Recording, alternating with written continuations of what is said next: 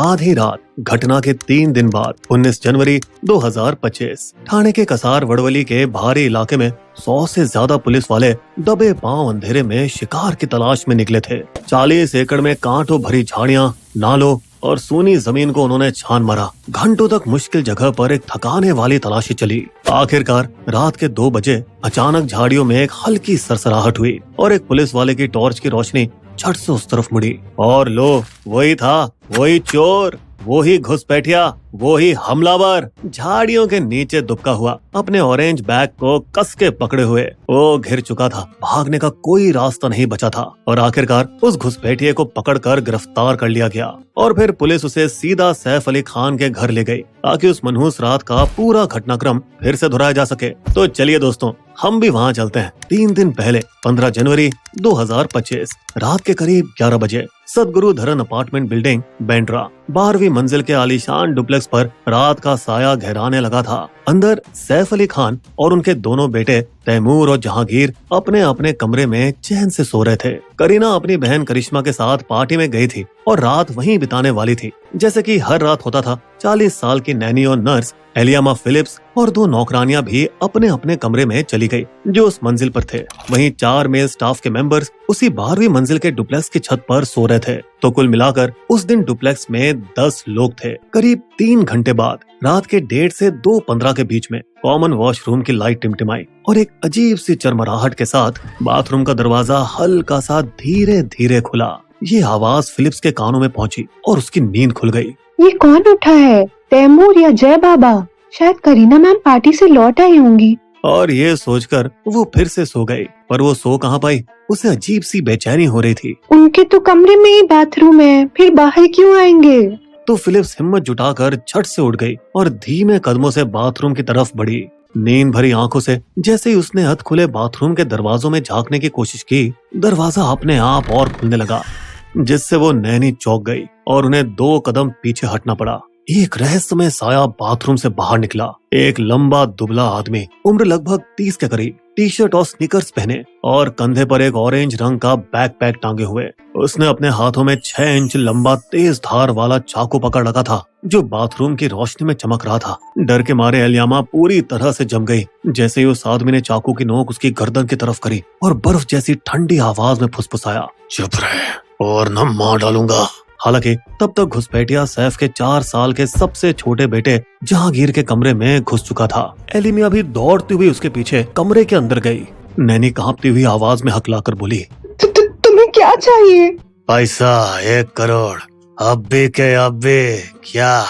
वो घुसपैठिया अब थोड़ा तिलमिलाया हुआ था और फिर फिलिप्स पर उसने झपट्टा मारकर चाकू से उसके हाथ पर वार किया। खौफ से एलियामा की जान जैसे निकल ही गई और वो जोर से चीख पड़ी। नैनी की वो चीख पूरे घर में गूंज गई, जिससे सैफ चौंक कर जागा और दौड़ता हुआ अपने बेडरूम से बाहर आ गया। और जैसे हमारे एक्शन हीरो वहां पहुंचे, उन्होंने घुसपैठिए को देखा और नैनी फिलिप्स को एक तरफ धकेलकर वो पूरे दम से बंदे पर कूद पड़े, बिना परवाह किए कि उसके पास चाकू था या नहीं। और अपने शक्तिशाली डोले शोले वाले शरीर के दम पर सैफ ने घुसपैठिए की कमर को इतनी मजबूती से जकड़ा कि वो कितना भी जोर लगाता, उस घुसपैठिए के लिए उस पकड़ से निकल पाना लगभग नामुमकिन हो गया था। लेकिन अपनी आजाद बाहों का फायदा उठाकर घुसपैठिए ने सैफ की सख्त पीठ पर चाकू घोंप दिया। लेकिन हमारे घायल सैफ ने हार नहीं मानी, बल्कि अपने बच्चों को बचाने के लिए वे घुसपैठिए के उस बेकाबू हमलों को रोकते रहे और बचते रहे। मगर फिर भी हथियारधारी व दुबला पतला घुसपैठिया सैफ पर हावी हो गया। उसने उसकी गर्दन के दाहिने तरफ, दाएं हाथ और कलाई पर कुल 5 बार चाकू से वार किया। हालांकि जब एक तरफ लड़ाई चल रही थी, दूसरी तरफ नैनी ठंडे दिमाग से सोचते हुए जय बाबा को कमरे से बाहर सुरक्षित जगह ले गई। तब घायल सैफ को एक तरकीब सूझी। उन्होंने बहादुरी दिखाते हुए उस बदमाश को एक तरफ धक्का देकर खुद भी बाहर आकर कमरे का दरवाजा बंद कर दिया। लेकिन हॉल में सैफ घुटनों पर गिरे पड़े थे। उनके घावों से खून बह रहा था और अब बहुत जरूरी था कि वे जल्द ही अस्पताल पहुंचे। दोस्तों, आगे बढ़ने से पहले जरा सोचिए, जब कोई सही रणनीति ना बनाए तो नतीजा कितना खतरनाक हो सकता है ना। बिजनेस की दुनिया में भी सही टूल्स ना हो तो विकास रुक सा जाता है दोस्तों। इसलिए हम आपको ओडो CRM से मिलवाना चाहते हैं, एक ऐसा ऑनलाइन प्लेटफॉर्म जो आपके कस्टमर रिलेशनशिप को मैनेज करके लीड्स को ट्रैक करता है और सेल्स को फोरकास्ट करने में मदद भी करता है। दोस्तों, आपने हमारे पिछले कुछ वीडियो में ओडो के बारे में सुना होगा, जहां ढेर सारे जबरदस्त बिजनेस ऐप्स हैं। अब चलिए जानते हैं ओडो सीआरएम इतना खास क्यों है। इसके दिलचस्प कनपन व्यू से आप अपने बिजनेस के हर मौके को स्टेज के हिसाब से ट्रैक कर सकते हैं, ताकि कुछ भी ना मिस हो। यहाँ हर कस्टमर डील एक कार्ड की तरह दिखेगी, जिसमें ग्राहक की हर जरूरी जानकारी होगी, यहाँ तक कि कितना पैसा बन सकता है वो भी। इसमें संपर्क बनाए रखना आसान होगा, टास्क शेड्यूल करें, ईमेल भेजें और सब कुछ एक ही जगह पर सेव रखें। इसमें इंटीग्रेटेड एआई है, तो अब आप इसमें चैट जीपीटी से ईमेल भी लिखवा सकते हैं। इसका पावरफुल एनालिटिक्स रेवेन्यू फोरकास्ट करता है, जिससे आप टीम की परफॉर्मेंस ट्रैक कर सकते हैं और सही फैसले ले सकते हैं। और सबसे खास बात, ओडो का पहला ऐप बिल्कुल फ्री है, अनलिमिटेड सपोर्ट और लाइफ टाइम होस्टिंग के साथ। तो दोस्तों, इंतजार किस बात का? दुनिया भर के 1.2 करोड़ बिजनेसेस ओडो पर भरोसा करते हैं। लिंक डिस्क्रिप्शन में दिया गया है, अभी क्लिक करें और अपने बिजनेस को अगले लेवल पर ले जाएं। और दोस्तों, अगर आप बिज़नेस में नए हैं तो ऐसी थ्रिलिंग कहानियों के लिए हमें सब्सक्राइब करें और नोटिफिकेशन के लिए हमारे बेल आइकन को दबाएं। चलिए लौटते हैं कहानी पर। आखिर ये घुसपैठिया कौन था? उसने सैफ पर हमला क्यों किया? क्या ये अंदर की साजिश थी? इतनी अमीर बिल्डिंग की सुरक्षा करने वाले आखिर कहाँ थे? मुंबई पुलिस ने इस रहस्य को कैसे सुलझाया? लेकिन सबसे पहले, हमारे सैफ बचे तो बचे कैसे? यहाँ समस्या ये थी कि सैफ ने रात के लिए ड्राइवर को छुट्टी दे रखी थी, इसलिए उन्हें अस्पताल ले जाने के लिए कोई शख्स वहाँ मौजूद नहीं था। हालांकि उसी बिल्डिंग में कुछ मंजिल नीचे उनका बड़ा बेटा इब्राहिम अभी भी जाग रहा था, और एक स्टाफ मेंबर द्वारा घटना का पता चलने के बाद इब्राहिम जल्द ही ऊपर भागता हुआ पहुंचा। उसने अपने पिता को कंधे पर उठाया और सैफ खड़े रहने का हौसला जुटा रहे थे। लेकिन हैरानी की बात तो यहाँ ये थी कि 23 साल के हमारे इब्राहिम, जो एक रोमांटिक फिल्म में डेब्यू करने वाले हैं, उन्हें भी गाड़ी चलानी नहीं आती थी, तो वो उन्हें पर्सनल लिफ्ट से नीचे ले आए। उनके साथ 8 साल का तैमूर भी था। रात के लगभग 2:30 बज रहे थे और बैंड्रा की सड़क सुनसान थी। अब एक आमची मुंबई लोगों की तरह यहाँ लगभग 7-8 साल का बच्चा तैमूर, एक युवा इब्राहिम और एक आदमी जो खून से लथपथ कुर्ता पैजामा पहने था, लिफ्ट के लिए गाड़ी रोक रहे थे। उनकी किस्मत अच्छी निकली कि एक नेक दिल मुंबई का ऑटो रिक्शा वाला वहीं से गुजर रहा था। हालांकि वो खून से लथपथ सेलिब्रिटी सैफ को पहचान नहीं पाया, मगर उसने तेजी से गाड़ी चलाकर उनको पास के लीलावती अस्पताल पहुंचा दिया। यहाँ अच्छी बात यह है कि सैफ अभी भी होश में था और उसने तुरंत पुलिस को फोन करके सब कुछ बता दिया। अस्पताल में घुसते हुए भी हमारे शेर दिल सैफ ने स्ट्रेचर इस्तेमाल करने से मना कर दिया और अपने बेटे के सहारे अंदर चले गए। इतने बड़े घाव को देखकर डॉक्टरों ने उन्हें सबसे पहले आईसीयू में भर्ती किया और 3 घंटे बाद इमरजेंसी सर्जरी निर्धारित की। ऐसा लग रहा था मानो ये काफी मुश्किल होगा, क्योंकि एक्सरे में 2.5 इंच का टूटा हुआ चाकू का टुकड़ा उनकी रीढ़ की हड्डी से सिर्फ 2 मिलीमीटर दूर धसा हुआ दिख रहा था। और जब तक पुलिस बिल्डिंग पर उस चोर को पकड़ने पहुंची, तब तक वो घुसपैठिया जादुई करतब दिखाकर गायब हो गया। यहाँ हैरानी वाली बात यह है कि मर्द स्टाफ में से किसी ने समय पर मदद नहीं की। क्या वे सब सो रहे थे या उनकी फटके 4 हो गई थी? पर मुंबई का पॉश बैंड्रा इलाका, जो बॉलीवुड सेलिब्रिटीज का अड्डा है, अब वो डर से कपकपा रहा था। 9 महीने पहले अप्रैल 2024 में सलमान खान यानी हमारे सल्लू भाई के गैलेक्सी अपार्टमेंट पर गोली चली और ये काम किया था खतरनाक लॉरेंस बिश्नोई गैंग ने। ये वही गैंग है जिसने अक्टूबर 2024 में उनके करीबी नेता बाबा सिद्दीकी का भी काम तमाम किया था। अब नया साल जनवरी 2025 भी धमाके से शुरू हुआ। देखिए ना, सैफ अली खान पर एक जानलेवा हमले से, लेकिन ये सब हुआ एक मामूली चोर के हाथों। 2 पुलिस टीमें जल्दी ही पहुंची, एक सैफ के घर और दूसरी लीलावती अस्पताल पर, जहां 16 जनवरी की सुबह 5 से 10:30 बजे तक सैफ की इमरजेंसी सर्जरी हुई, जिसमें डॉक्टरों ने उनकी रीढ़ की हड्डी के पास धसे चाकू के पीस निकाले। अगर चाकू 2 मिलीमीटर और गहरा होता, देवा रे देवा। वहीं सैफ की पॉश बिल्डिंग में पुलिस को ये देखकर हैरानी हुई कि एंट्री गेट पर सिर्फ 2 ही गार्ड्स थे और अजनबियों की एंट्री के लिए रजिस्टर का कोई इंतजाम भी नहीं था। उनके डुप्लेक्स के बाहर भी ना तो कोई गार्ड थे, ना ही कोई सीसीटीवी कैमरे। पर ऐसा भी नहीं लग रहा था कि वहाँ से कोई जबरदस्ती अंदर घुसा था। तो पुलिस ने सोचा, मेन दरवाजे पे तो कोई निशान नहीं है, फिर क्या हुआ होगा?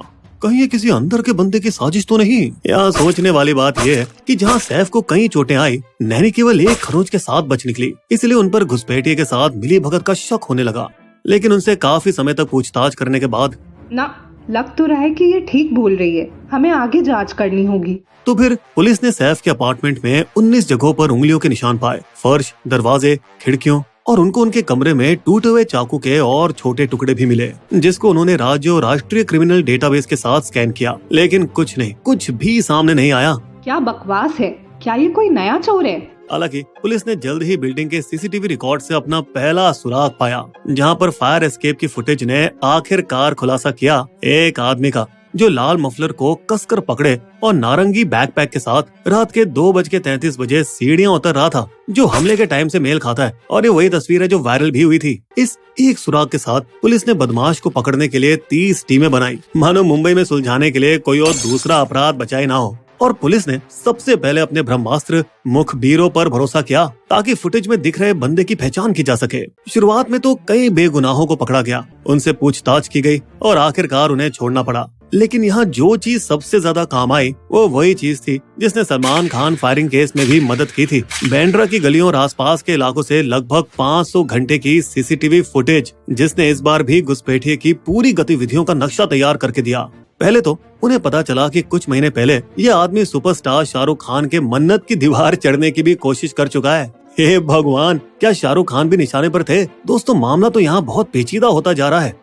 लेकिन सैफ पर हमले के 2 घंटे बाद वो चोर सबसे पहले खार स्टेशन गया, वहाँ कुछ देर आराम किया। फिर सुबह सुबह ट्रैफिक कैमरों से बचते हुए वो लिंकिंग रोड पर एक पेट्रोल पंप के अंदर घुस गया, जहाँ उस बदमाश ने चालाकी से अपने बाल काटे। फिर पेट्रोल पंप के अंदर बाथरूम में नहाया, अपनी शर्ट बदली ताकि नए लुक से पुलिस को धोखा दे सके। लेकिन इन सब के बावजूद भी खार के पेट्रोल पंप के सामने एक होटल के कैमरों ने उसे पकड़ लिया और उसके सोची समझी चाल बेकार हो गई, क्योंकि वो चोमू अपने भूरे रंग के जूते बदलना भूल गया, जो बिल्डिंग के सीसीटीवी फुटेज से मेल खा रहे थे। फिर वो चोर सुबह 8 बजे बांद्रा स्टेशन पर ट्रेन में चढ़ते हुए दिखाई दिया, जो दादर की ओर जा रही थी। दादर में उसने मोबाइल फोन की एक्सेसरीज खरीदी। उसकी एक और नाकाम चाल जो दुकान के कैमरे में कैद हो गई। वहाँ से उसने वर्ली जाने वाली बस पकड़ी और वर्ली कोलावाड़ा में वो एक लेबर कैंप की तरफ निकल पड़ा। वहाँ जैसे ही उसने टीवी पर खुद की तस्वीरें देखी, वो डर गया और सतर्क हो गया। फिर वो अपनी जान पहचान वालों की मदद से कुछ दिनों तक छिपने में कामयाब रहा, जिससे पुलिस उसे खो बैठी, हालांकि सिर्फ कुछ समय के लिए, क्योंकि 2 दिन बाद 18 जनवरी को, अब क्योंकि वो नौसिखिया ही था, तो वो वर्ली में एक ठेले पर चाय और भुर्जी पाव खाते हुए सीसीटीवी फुटेज में फिर से पकड़ा गया।